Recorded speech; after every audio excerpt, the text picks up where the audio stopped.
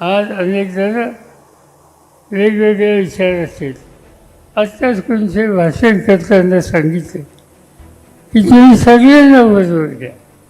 सगळ्यांना बरोबर घ्यायला काही चिंता असायचं कारण नाही. पण सगळे म्हणजे कोण?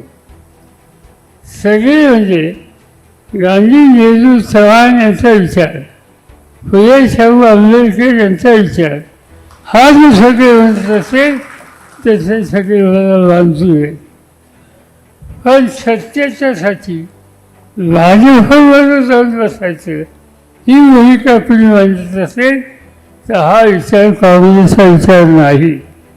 आणि त्यामुळं कुणाशीही संबंध ठेवा, पण भाजपशी संबंध हा काँग्रेसच्या विचारात असू शकत नाही.